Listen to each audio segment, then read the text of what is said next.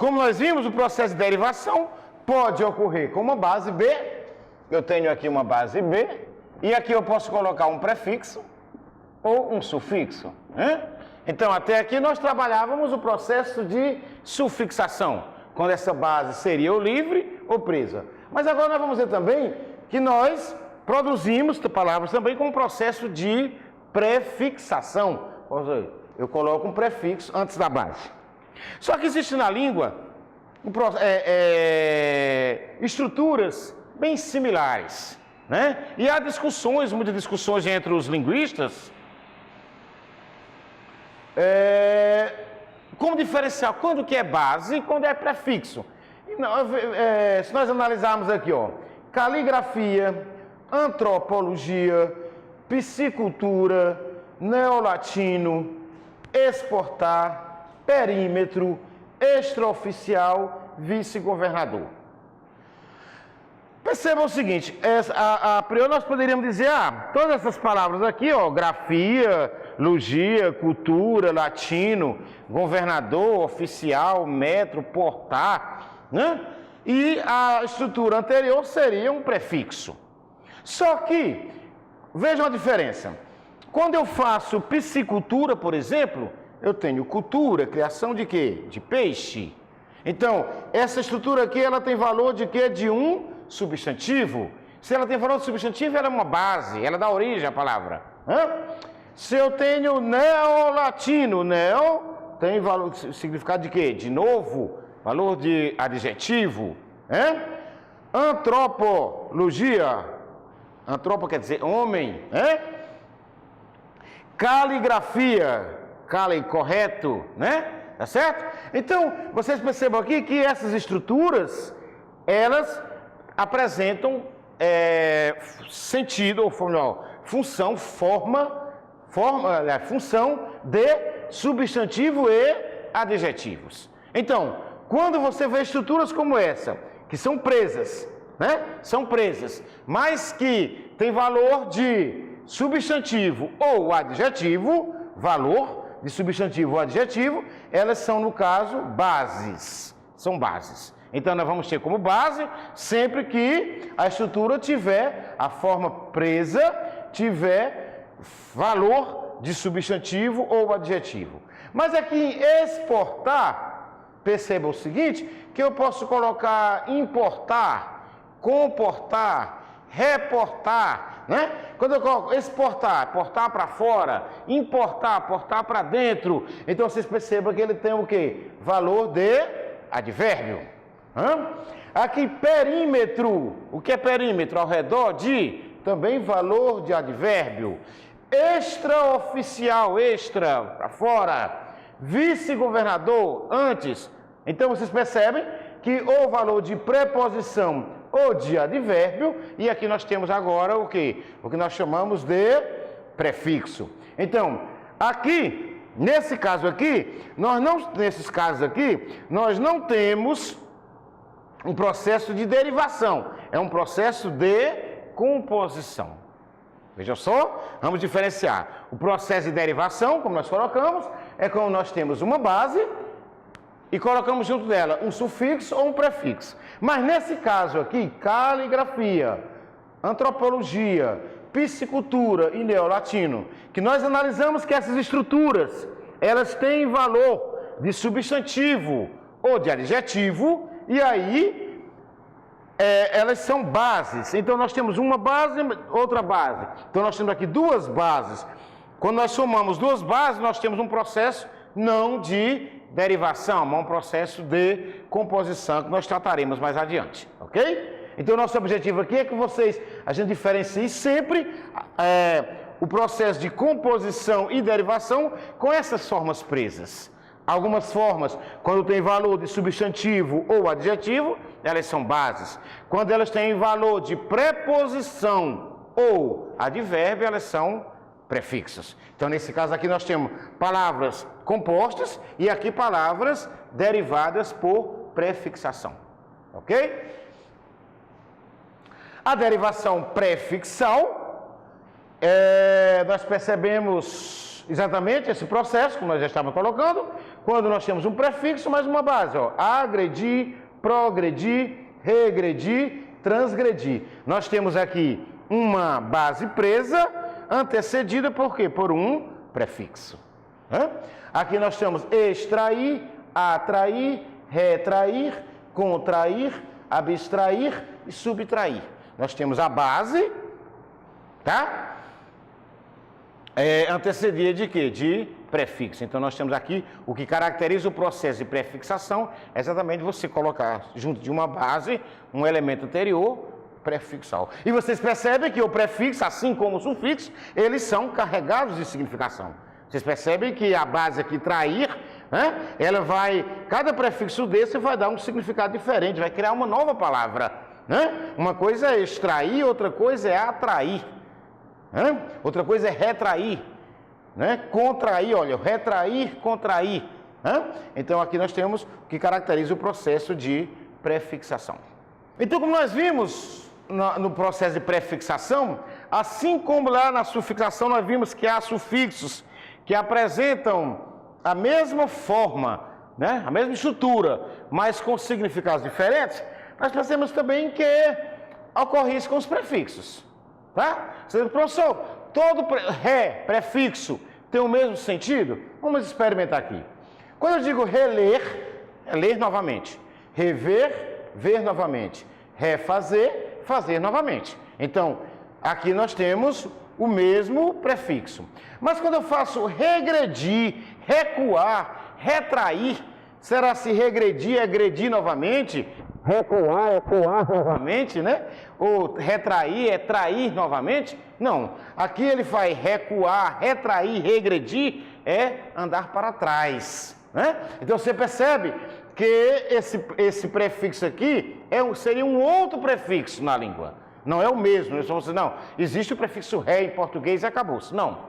Tá? Ele tem a mesma estrutura, mas nós, voltando a dizer, o valor do signo é relativo. E o signo é constituído do quê? Do significante mais o significado. Então, o significado desse daqui é um, desse aqui é outro. Quando eu digo reagir, revidar, rebater, você já percebe que esse elemento ré aqui, esse prefixo, ele já tem outra conotação, que é que reagir é de encontro a revidar, né? Rebater. Então nós percebemos aqui a mesma estrutura, mas com significados diferentes. Agora, o significado não é absoluto, não. O valor, o significado desse prefixo vai depender do quê? Da base com que ele se adjunte. Ok? Então, isso aí são chamados prefixos homófonos. Tem a mesma estrutura, mas com significados diferentes. E esse significado vai depender da base com que ele se adjunte, né? Já os prefixos concorrentes, como nós vimos lá os sufixos, nós temos também prefixos concorrentes. Ou seja, nós chamamos de concorrentes aquelas estruturas diferentes que concorrem ao mesmo significado. Fica aquela briga, o que é que vai ser aceito socialmente, né? Porque eu poderia, nós temos o sufixo des em português, o sufixo in e o sufixo a, que são sufixos de negação. Mas nós não falamos, ela está feliz, né? Ela não está feliz ou ela está desfeliz, como o meninozinho lá que falou desmorreu, né? Quer dizer, é uma possibilidade, é potencialidade da língua, mas há a questão da aceitabilidade. Então nós temos desleal, infeliz, acéfalo, sem céfalo, não feliz, não leal. Então, 3 prefixos que têm o mesmo significado, mas aí são 3, então eles concorrem na língua. Então são chamados os prefixos concorrentes, ok? Então, até aqui nós vimos o processo de derivação sufixal, com base livre, com base presa. Vimos o processo de prefixação. Entendemos quando que essas estruturas, tanto sufixos como prefixos, são homófonos ou são concorrentes na língua. E aí nós vamos ver outra situação na língua que ocorrem, vocês perceberam? Os prefixos e os sufixos. Ora eu ponho prefixo, ora eu ponho sufixos. Né? E eu posso colocar os dois ao mesmo tempo. Eu poderia colocar, por exemplo, regredir, regressão, e aí eu teria o prefixo, a base e o sufixo. E aí eu teria um processo de derivação prefixal e sufixal. Infelizmente, prefixo, base, sufixo. Beleza. Aí é o que nós chamaríamos. O processo se deu por prefixação e derivação. Mas, há na língua um processo que também ocorre com o prefixo e sufixo, mas que são obrigatórios. A palavra só se estabelece na língua quando ela tem o prefixo e o sufixo obrigatoriamente. Percebam vocês, como eu coloquei o caso, infelizmente, eu tenho infeliz, eu tenho felizmente e tenho infelizmente. Né? Mas, quando eu tenho, por exemplo, o verbo abotoar, né? Abotoar.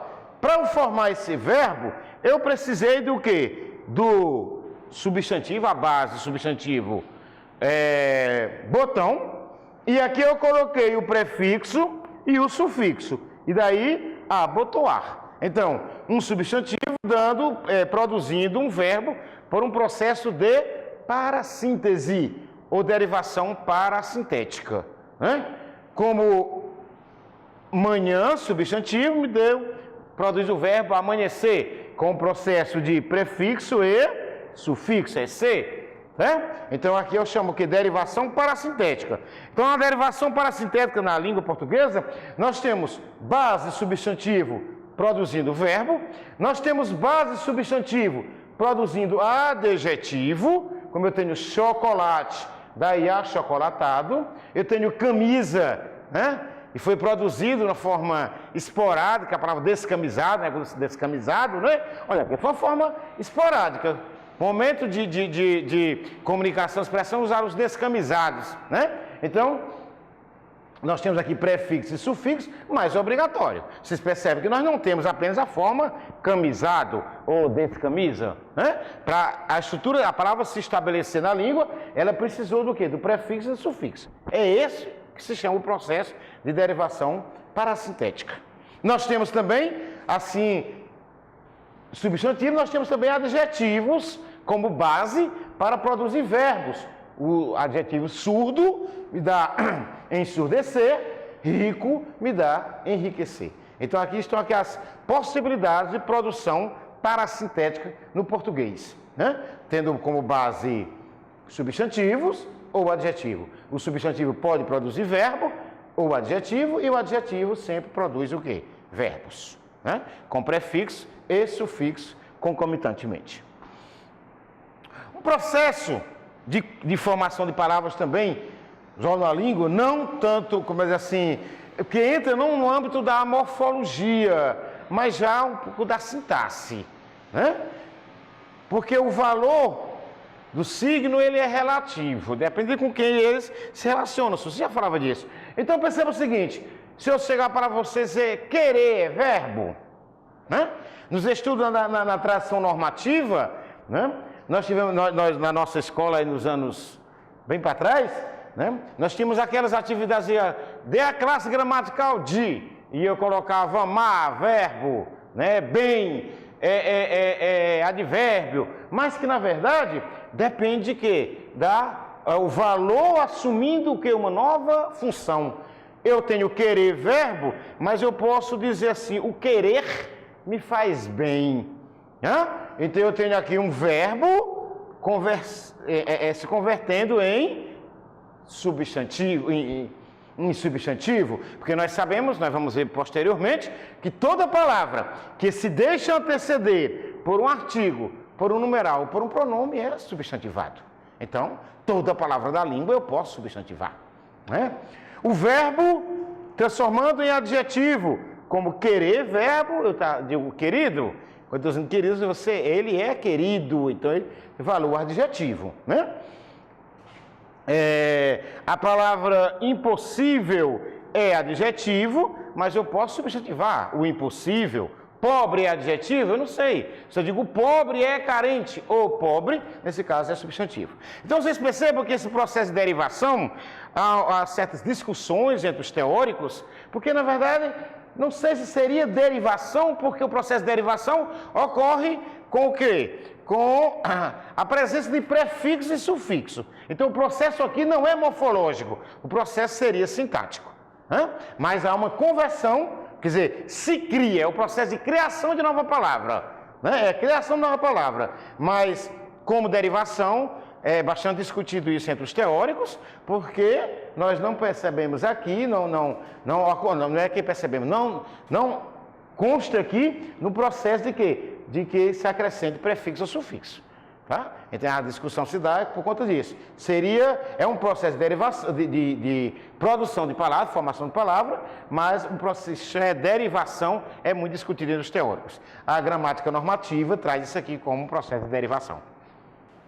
Pois é, então, como nós já trabalhávamos os processos de derivação, né? A derivação prefixal, sufixal e parasintética, nós temos também outros processos de derivação bastante produtivos na língua, como o processo de sigração e abreviatura.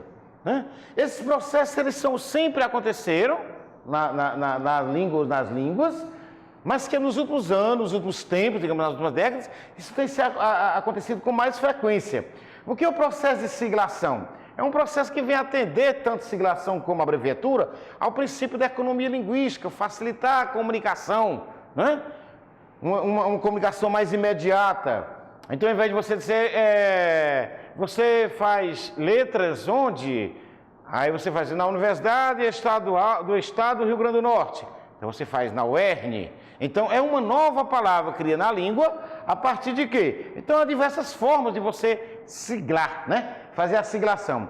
Você faz a siglação grafêmica, quando você pega a primeira letra, ou seja, o grafema da base, o FMG, Universidade Federal de Minas Gerais, o UERN, Universidade do Estado do Rio Grande do Norte, né? FGTS, Fundo de Garantia Potente de Serviço. Então, você pode fazer a siglação grafêmica, você pode fazer a siglação silábica, pegando a primeira sílaba, como FALE, Faculdade de Letras, né? DETRAN, Departamento de Trânsito. Então você pega as duas primeiras sílabas da base e forma uma nova palavra. E você percebe que essa palavra, ela se estabelece, né? Às vezes as pessoas não conhecem nem a base. O que quer dizer isso? Quer dizer, ele conhece a palavra, porque isso aqui é uma palavra da língua, tá certo? O falante pode não conhecer a base. Eu já ouvi muitas pessoas, mas o que quer dizer essa sigla? O que quer dizer isso? Né? Qual é a base? Mas ele utiliza grafosilábicas, né? Como BENGE, Banco do Estado de Minas Gerais. Veja só, grafo, Banco do Estado de Minas, Gerais, deu BENGE. Né? Então nós podemos fazer isso, digamos assim, são criações, né? Que se estabelecem e que fica o que? A critério da escolha do falante, né? Grafêmica, silábica, grafosilábica. Ou ainda fortuitas, né? Ou seja, aleatórias, como SENAC, nem é grafêmica, nem é silábica, nem é grafosilábica. SENAC, Serviço Nacional do Comércio, SUDENE, Superintendência do Desenvolvimento, Nordeste. NE, quer dizer, ele já pegou uma sigla e já colocou para formar essa palavra, né? Quer dizer, ok? Então, a siglação é bastante... Agora, o que nós percebemos, essa siglação, ela acontece na escrita e na oralidade. As palavras se estabelecem. Você estuda onde? Na UERN, tranquilo, né? Na UFESA, né? E assim vai. Agora, o processo de abreviatura, ela é específica da escrita, né? Você não diz DR Fulanim ou PROF Fernandes, né? Você diz, Minas Gerais, MG, RN, Rio Grande do Norte, né? CE, Ceará, você não LTDA, limitada, mas você não diz LTDA, você diz limitada, antes de Cristo, quilômetro, doutor, professor. Então aqui a abreviatura, ela se aplica na escrita, mas não na oralidade. Você não chama prof, você chama professor fulaninho, doutor fulaninho, só que você grava assim. Isso aqui está esse processo de abreviaturas, né? Na linguagem midiática, hoje estão usando todas as formas de abreviatura, contrariando até o processo fonológico da língua, né? O jovem hoje está usando abreviaturas aí de todas as formas, sem vogal, né? Então há diversas formas, SQN, né? SQN, o que é SQN? É só que não, né? Quer dizer, as abreviaturas no mundo, nas redes sociais, elas estão contrariando a fonologia da língua. Porque as palavras, elas devem ter o quê? Vogal, né? Ok? E para finalizarmos esse processo de formação de palavras, nós já até remetemos ao processo de composição e onomatopeia. São processos bastante simples de se entender, quando nós entendemos o que são bases, né? Ou bases livres ou bases presas, né? Quando duas bases se juntam para formar uma palavra, nós temos aí o processo de composição, né? Como nós temos pé de ferro, cadeira de balanço, aguardente, vinagre. A gramática normativa, a tradição gramatical, ela remete a dois processos de composição. Qualquer gramática normativa que vocês derem uma olhada, eles falam da composição por aglutinação e composição por justaposição, né? O que ele remete à justaposição é exatamente quando essas bases elas não perdem nenhum dos seus elementos. Como eu tenho a palavra pé, tenho di é um vocábulo, Nós já vimos que di é uma forma dependente, então se é forma dependente é vocábulo. Então nós temos aqui, né, 3 bases formando um novo vocábulo, uma nova palavra. Pé de ferro, cadeira de balanço. Agora, na palavra aguardente, água, ardente, aí nós vimos que suprimiu aqui uma vogal, né? Água ardente, ou seja, houve a crase entre as duas vogais aqui, e aqui nesse caso o processo de composição é chamada aglutinada ou aglutinação. Como na palavra vinagre, nós temos vinho acre, né? Vinho acre. Olha só, vinho mais acre. Então, há diversos processos fonológicos aqui. Houve uma despalatalização, vinho, aqui isso é palatal, houve uma despalatalização, vinho, né, mais acre. Só que vinho mais acre, há uma síncope aqui dessa vogal, tá? E uma alternância consonantal, o que em G, né? E daí formou-se vinagre. Então vocês percebem que houve muitos processos fonológicos aqui, né?